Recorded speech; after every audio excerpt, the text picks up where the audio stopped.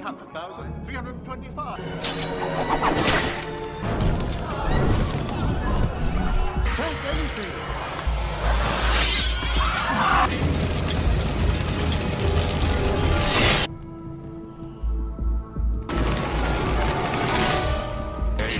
What are these things? Carcharodon.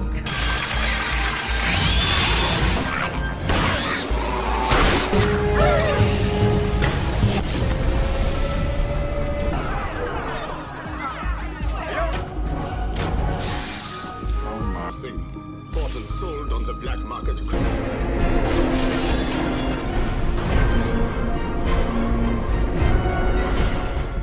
On the cold and magical Christmas night of 1955, Professor Trevor Bruttenholm, his voice laden with nostalgia and solemnity, recounted to Hellboy, his adoptive son, an ancient tale, as old as the whisper of the wind in the dawn of time.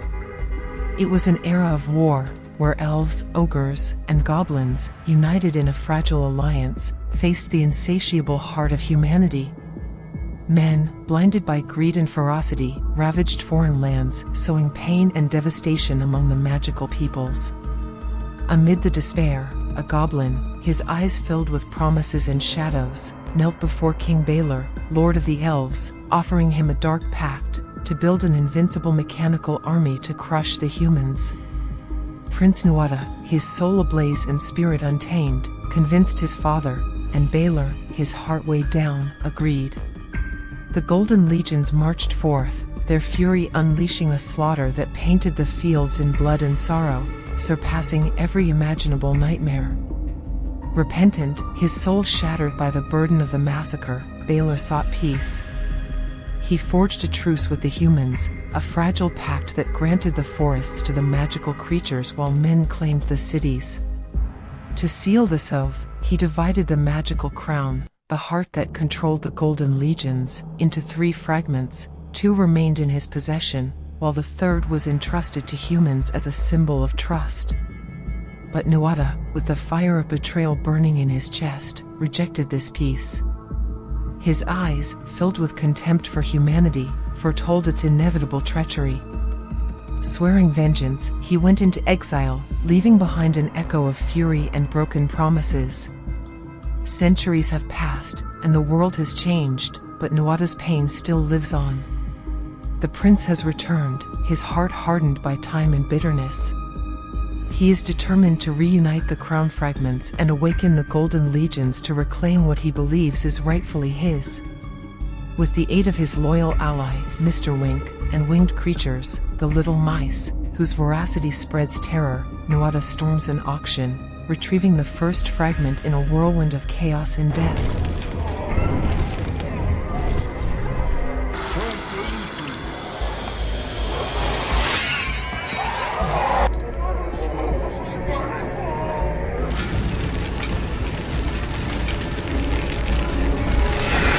In an act that tears at his own soul, he confronts his father, King Balor, still alive but frail with age. With words heavy with sorrow, Nuada condemns the centuries of human devastation, the agony of the forests, and the suffering of his people. Balor, with tears in his eyes, refuses to yield, clinging to the hope of peace. Not the worst. Destroy it.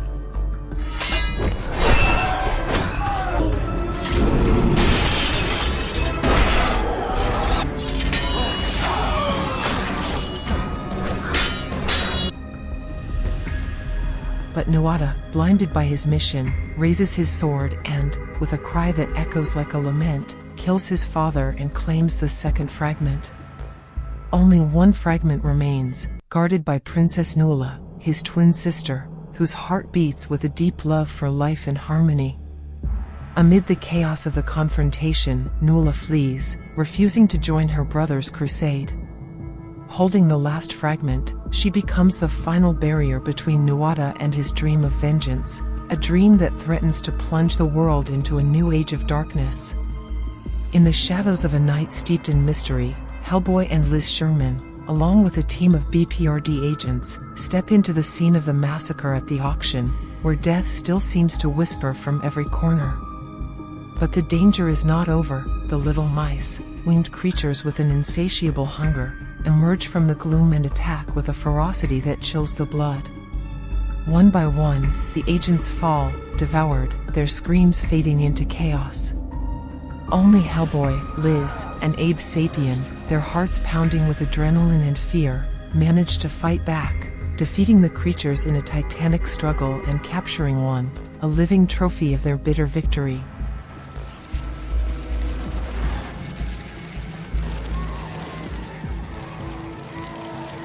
Amid the battle, Hellboy, his imposing red demon form, stands revealed before the astonished eyes of humans, shattering the secrecy the BPRD so carefully maintains. His superiors, enraged by this revelation, assign the enigmatic Professor Johann Kraus, a spectral figure of smoke encased in a mechanical suit, to keep him in check. With his cold, ethereal voice, Kraus interrogates the captured creature, extracting a dark secret.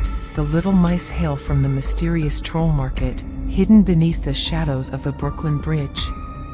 Without hesitation, the team plunges into that underworld.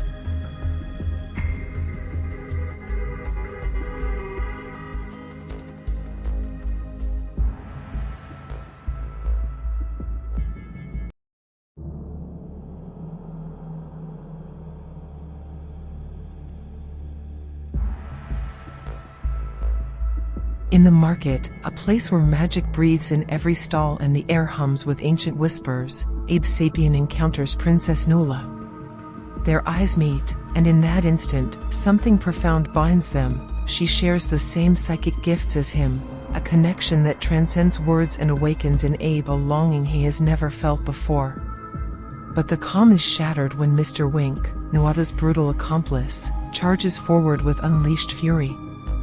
Hellboy, wielding his titanic strength, confronts him in a battle that shakes the foundations of the market, allowing Abe to lead Nuala to safety. The fight ends with Wink's death, a sacrifice that resounds like thunder in Nuada's heart, who, alerted by his spies, smolders in silent rage.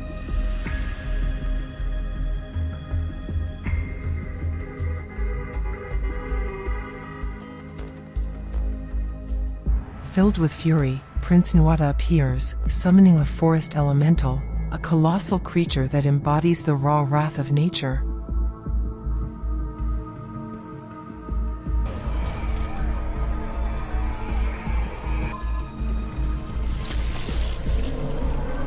The battle is fierce, a whirlwind of blows and roars that tests Hellboy's soul. When he finally manages to bring the giant down, his hand rises, ready to strike the final blow. But Nuada, his voice dripping with both disdain and plea, stops him. He looks Hellboy in the eyes, the demon who could have been his brother, and implores him to awaken, to recognize his true belonging to the magical creatures, not the humans who fear and reject him. For a moment, Hellboy's heart wavers, caught between two worlds, between loyalty and doubt. But his decision is clear. With one last strike, he destroys the elemental. In its death, the creature releases a cloud of shimmering pollen, like magical snow dancing in the air, while its green blood caresses the asphalt and cars, making life sprout in the form of moss and vines. It is a spectacle of melancholic beauty, a reminder of both nature's power and fragility. Nuada, casting one final glance filled with disdain and unspoken promises, vanishes into the shadows, leaving behind an echo of conflict and sorrow. In a desperate act to protect Princess Nuala, Hellboy, Liz, and Abe take her to the BPRD safe house, a place that should be an impenetrable sanctuary. But hope fades quickly. Nuada, magically bound to his twin sister by a connection as deep as the soul itself, can sense her presence and read her thoughts. Every wound inflicted upon one is mirrored on the other, a bond of blood that is both a blessing and a curse. Nuala, her heart racing with fear of her brother, hides the last fragment of the crown in a book of poetry, an object infused with the tender moments she shared with Abe, whose connection with her has blossomed into a fragile yet undeniable love. Just as she finishes concealing it, Nuada bursts in, his gaze ablaze with fury and determination. He threatens Nuala, but she, with quiet courage, manages to alert the agents.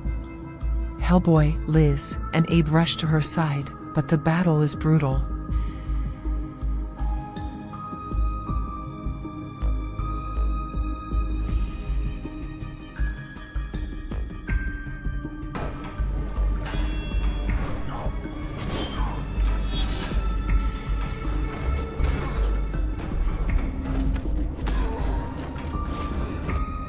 A poisoned spear from Nuada finds Hellboy's heart, and he collapses, his life hanging by a thread. Nuada, with a cruel ultimatum, kidnaps Nuala and demands the crown fragment in exchange for her life before vanishing into the darkness. Abe, torn between loyalty and love, discovers the fragment hidden in the book but keeps the secret, his heart weighed down with guilt and hope. Liz, consumed by desperation to save Hellboy, refuses to give up. The cursed spear cannot be removed without magic, and time is running out. In a moment of vulnerability, Johann Kraus, the specter of smoke, reveals his own pain, the loss of a loved one that condemned him to his ethereal existence.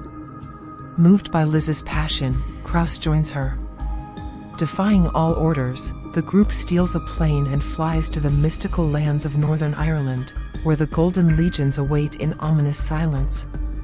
In a subterranean city, surrounded by shadows and ancient echoes, they find a legless goblin, the creator of the Golden Legions, whose cunning glimmers in his eyes.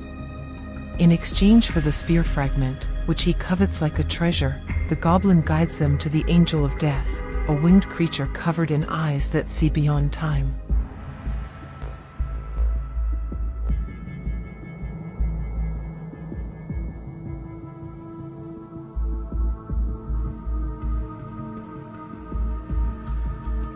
With a voice that resounds like an eternal lament, the angel warns that Hellboy is destined to bring about the destruction of the world. Liz, with fiery tears in her eyes, defies fate and pleads for Hellboy's life. The angel, with a gesture that blends pity and resignation, removes the spear, and Hellboy breathes again. In that instant, Liz, her voice trembling yet filled with love, confesses that they will soon be parents, a ray of hope amid the storm. The goblin leads them to the hideout of the Golden Legions, where Nuada awaits, his presence brimming with contempt and power. Abe, his heart shattered, confesses that he had the crown fragment and hands it over to Nuada, who, betraying his word, summons the Golden Soldiers, an unstoppable army that threatens to crush the heroes.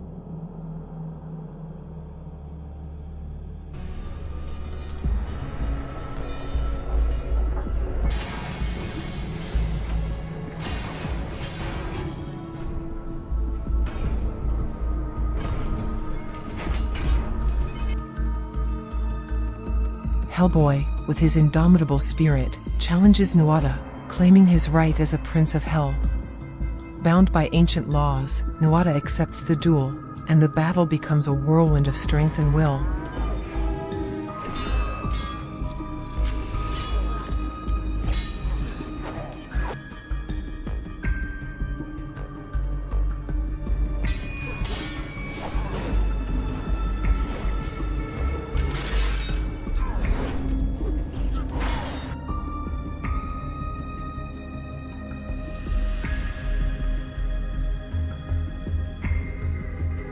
Hellboy prevails, but Nuada, blinded by pride, attempts one final treacherous attack. In a heartbreaking act of sacrifice, Nuala stabs herself, knowing that her death will also kill her brother. Nuada falls, and in his final moments, with a look of bitterness, warns Hellboy that humans will betray him. Nuala, in Abe's arms, exhales her last breath as he, his heart in pieces, confesses his love to her, his words drowned in tears. With the elves fallen, Liz, with her fiery power, melts the crown, forever destroying the Golden Army. The subterranean city is filled with a heavy silence, broken only by the echo of their wounded hearts. Tired of the fight and the chains of duty, Hellboy, Liz, Abe, and Johann resign from the BPRD, choosing an uncertain path, but one of their own, beneath a sky that holds the secrets of a future yet to be written.